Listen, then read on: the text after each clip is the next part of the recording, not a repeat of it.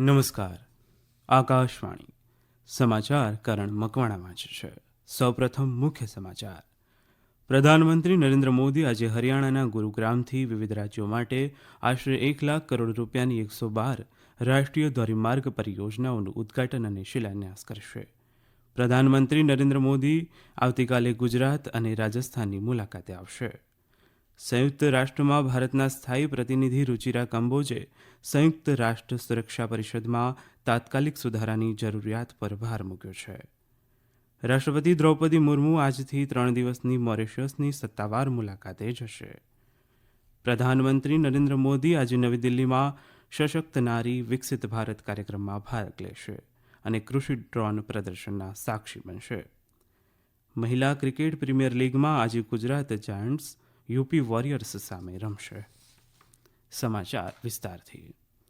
પ્રધાનમંત્રી નરેન્દ્ર મોદી આજે હરિયાણાના ગુરુગ્રામની મુલાકાત લેશે. શ્રી મોદી વિવિધ રાજ્યો માટે આશરે 1,00,000 કરોડ રૂપિયાની 112 રાષ્ટ્રીય ધોરીમાર્ગ પરિયોજનાઓનું ઉદ્ઘાટન અને શિલાન્યાસ કરશે. આ પરિયોજનાઓ ધોરીમાર્ગોના વિકાસમાં નોંધપાત્ર યોગદાન આપશે અને સમગ્ર દેશમાં સામાજિક આર્થિક વિકાસને વેગ આપવામાં મદદ કરશે. પ્રધાનમંત્રી શ્રી મોદી 8 માર્ગીય દ્વારકા એક્સપ્રેસ વેના 19 કિલોમીટર લાંબા હરિયાણા વિભાગનું ઉદ્ઘાટન કરશે, જે લગભગ 4,100 કરોડ રૂપિયાના ખર્ચે બનાવવામાં આવ્યો છે. પ્રધાનમંત્રી નરેન્દ્ર મોદી આવતીકાલે ગુજરાત અને રાજસ્થાનની મુલાકાતે આવશે. તેઓ ગુજરાતમાં 85,000 કરોડ રૂપિયાથી વધુની વિવિધ વિકાસલક્ષી યોજનાઓનો શિલાન્યાસ કરશે. શ્રી મોદી રેલવે વર્કશોપ લોકો શેડનો શિલાન્યાસ કરશે અને સમર્પિત ફ્રેડ કોરિડોરના 2 નવા વિભાગોને રાષ્ટ્રને સમર્પિત કરશે. પ્રધાનમંત્રી 10 નવી વંદે ભારત ટ્રેનોને પણ લીલી ઝંડી આપશે, જેમાં અમદાવાદ મુંબઈ સેન્ટ્રલનો સમાવેશ થાય છે. રાજસ્થાનના પોખરણમાં પ્રધાનમંત્રી ભારત શક્તિ કવાયતના સાક્ષી બનશે, જેમાં સેનાની 3 પાંખો સંયુક્ત રીતે તેમની સ્વદેશી સંરક્ષણ ક્ષમતાઓ અને લડાયક કૌશલ્યનું પ્રદર્શન કરશે. ભારત શક્તિ અભ્યાસમાં સ્વદેશી શક્તિશાળી શસ્ત્ર પ્રણાલીઓ અને સંબંધિત પ્લેટફોર્મ દ્વારા સેનાની બહાદુરીનું પ્રદર્શન કરવામાં આવશે. પ્રધાનમંત્રી નરેન્દ્ર મોદી આવતીકાલે દાંડી કૂચ દિવસે ગુજરાતના અમદાવાદમાં આશ્રમ ભૂમિ વંદના કાર્યક્રમમાં સામેલ થશે. તેઓ મહાત્મા ગાંધી સાબરમતી આશ્રમ પુનર્નિર્માણ પ્રોજેક્ટનો શુભારંભ કરાવશે.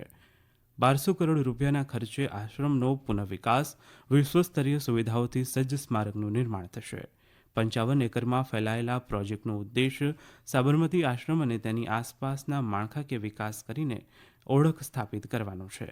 પ્રવાસીઓને આધુનિક સુવિધાઓ ઉપલબ્ધ કરાવવા સાથે ગાંધીજીને સમર્પિત એક સ્મારકનું નિર્માણ કરવામાં આવશે. પૂજ્ય બાપુના દર્શન અને વિચારોને અભિવ્યક્ત કરનારા સાબરમતી આશ્રમને એક નવા સ્વરૂપમાં દુનિયા સમક્ષ રજૂ કરતા ખાસ ધ્યાન રખાશે કે આવરણ ભલે નવું હોય, પરંતુ તેનો આત્મા એ જ રહે. સંયુક્ત રાષ્ટ્રમાં ભારતના સ્થાયી પ્રતિનિધિ રુચિરા કંબોજે ગઈકાલે સંયુક્ત રાષ્ટ્ર સુરક્ષા પરિષદમાં તાત્કાલિક સુધારાની અનિવાર્યતા પર ભાર મૂક્યો છે. સુરક્ષા પરિષદના સુધારાઓ પરના 78મા સત્ર દરમિયાન તેમણે લાંબી ચર્ચાઓ પર વ્યથા વ્યક્ત કરી હતી, જે દર્શાવે છે કે વર્ષ 2000માં મિલેનિયમ સમિટમાં વિશ્વના નેતાઓએ વ્યાપક સુધારા માટે પ્રતિબદ્ધ કર્યાને લગભગ 1 ક્વાર્ટરની સદી વીતી ગઈ છે. વીટો પાવર અંગેની ચિંતાઓને સંબોધતા રુચિરા કંબોજે ભારપૂર્વક જણાવ્યું કે તેઓ સુધારણા પ્રક્રિયામાં અવરોધ ન આવે. તેમણે રચનાત્મક વાટાઘાટો માટે વીટોના મુદ્દા પર લવચિકતા માટે હિમાયત કરી હતી. રાષ્ટ્રપતિ દ્રૌપદી મુર્મુ આજથી 3 દિવસની મોરિશિયસની સત્તાવાર મુલાકાતે જશે. રાષ્ટ્રપતિ મોરિશિયસના રાષ્ટ્રીય દિવસની ઉજવણીમાં મુખ્ય અતિથિ તરીકે હાજરી આપશે. ભારતીય નૌકાદળની એક ટુકડી આ ઉજવણીમાં ભાગ લેશે, જેમાં પ્રથમ તાલીમ સ્ક્વોડ્રનના 2 જહાજો INS તીર અને GSC સારથી જોડાશે. તેમની 3 દિવસની મુલાકાત દરમિયાન સુશ્રી મુર્મુ મોરિશિયસના રાષ્ટ્રપતિ પૃથ્વીરાજસિંહ રોપુન અને મોરિશિયસના પ્રધાનમંત્રી પ્રવિંદ કુમાર જુગનાથ સાથે દ્વિપક્ષીય બેઠકો કરશે. રાષ્ટ્રપતિ સુશ્રી મુર્મુ મોરિશિયસના નેશનલ એસેમ્બલીના સ્પીકર, મોરિશિયસના સર્વોચ્ચ અદાલતના મુખ્ય ન્યાયમૂર્તિ અને અન્ય કેટલાક નેતાઓને પણ મળશે. રાષ્ટ્રપતિ દ્રૌપદી મુર્મુએ ગઈકાલે રાષ્ટ્રપતિ ભવનમાં આયોજિત સમારોહમાં ન્યાયમૂર્તિ અજય માણિકરાવ ખાનવેલકરને લોકસભા અધ્યક્ષ પદના શપથ લેવડાવ્યા હતા. ઉલ્લેખનીય છે કે ન્યાયમૂર્તિ ખાનવિલકરે 13મી મે 2016થી 29મી જુલાઈ 2022 સુધી સર્વોચ્ચ અદાલતના ન્યાયાધીશ તરીકે સેવાઓ આપી હતી. તેઓ ગયા મહિને લોકપાલના અધ્યક્ષ તરીકે નિયુક્ત થયા હતા. આ સમાચાર આપ આકાશવાણી પરથી સાંભળી રહ્યા છો. પ્રધાનમંત્રી નરેન્દ્ર મોદી આજે નવી દિલ્હીમાં સશક્ત નારી વિકસિત ભારત કાર્યક્રમમાં ભાગ લેશે અને કૃષિ ડ્રોન પ્રદર્શનના સાક્ષી બનશે. દેશભરમાં અલગ અલગ 11 સ્થળોએ મોટી સંખ્યામાં એક સાથે ડ્રોન પ્રદર્શન યોજાશે. કાર્યક્રમ દરમિયાન પ્રધાનમંત્રી મોદી 1000 મહિલાઓને ડ્રોન સોંપશે. નમો ડ્રોન દીદી અને લખપતિ દીદી પહેલ ખાસ કરીને ગ્રામીણ વિસ્તારોમાં મહિલાઓમાં આર્થિક સશક્તિકરણ અને નાણાકીય સ્વાયત્તતાને પ્રોત્સાહન આપવાના પ્રધાનમંત્રીના વિઝનનો અભિન્ન અંગ છે. પ્રધાનમંત્રી દરેક જિલ્લામાં બેન્કો દ્વારા સ્થાપિત બેંક જોડાણ શિબિર દ્વારા સબસિડીવાળા વ્યાજ દરે સ્વસહાય જૂથોને બેંક લોન હેઠળ લગભગ 8,000 કરોડ રૂપિયાનું વિતરણ પણ કરશે. મહિલા સશક્તિકરણને પ્રોત્સાહન આપવા માટે ભારત અને વિશ્વભરમાંથી સૌથી વધુ મહિલાઓ આજે ભોપાલ, મધ્યપ્રદેશમાં ડ્રોન ઉડાવશે. ભોપાલમાં આયોજિત કાર્યક્રમમાં મધ્યપ્રદેશ અને મહારાષ્ટ્રની ડ્રોન દીદીઓ ડ્રોન ઉડાવશે. મધ્યપ્રદેશની 89 ડ્રોન દીદીઓ અને મહારાષ્ટ્રની 66 જેટલી મહિલાઓ આ અનોખા કાર્યક્રમમાં ભાગ લેશે. આ મહિલાઓ ભારતીય કઠોળ સંશોધન સંસ્થાનમાં એક સાથે 102 ડ્રોન ઉડાવશે.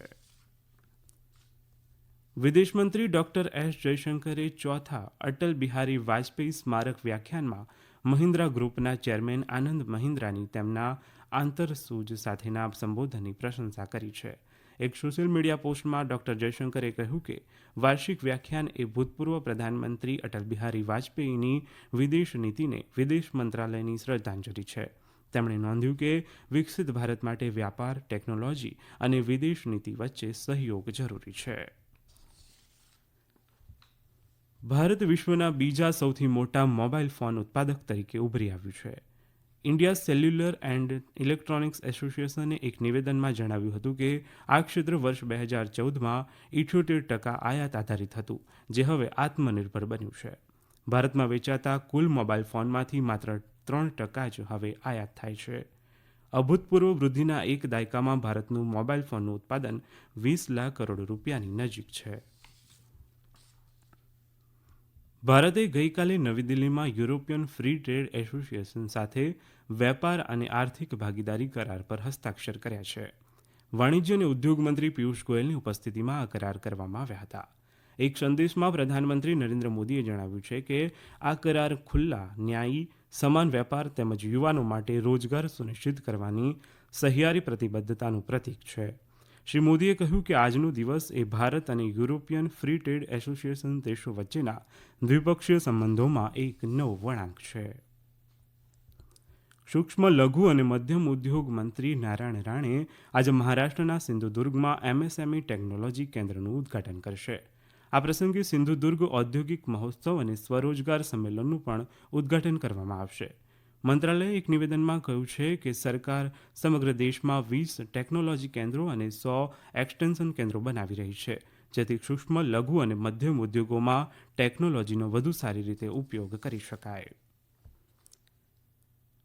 કેન્દ્રીય લઘુમતી બાબતોના મંત્રી સ્મૃતિ ઈરાનીને ગઈકાલે હિમાચલ પ્રદેશ, ઉત્તરાખંડ, અરુણાચલ પ્રદેશ, સિક્કિમ અને કેન્દ્રશાસિત પ્રદેશ લદ્દાખના બૌદ્ધ સમુદાયના વિકાસ માટે 225 કરોડ રૂપિયાના 38 યોજનાઓનો વર્ચ્યુઅલ રીતે શિલાન્યાસ કર્યો હતો.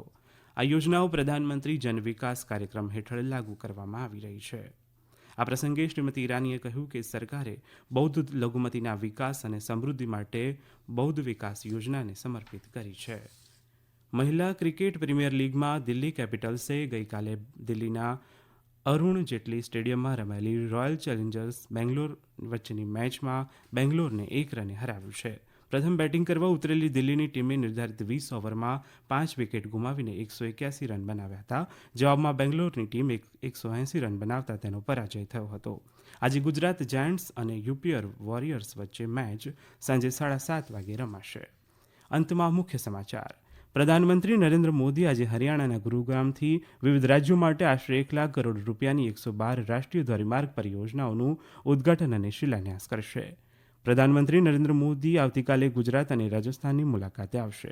રાષ્ટ્રપતિ દ્રૌપદી મુર્મુ આજથી 3 દિવસની મોરિશિયસની સત્તાવાર મુલાકાતે જશે. આકાશવાણી પરથી સમાચાર પૂરા થયા.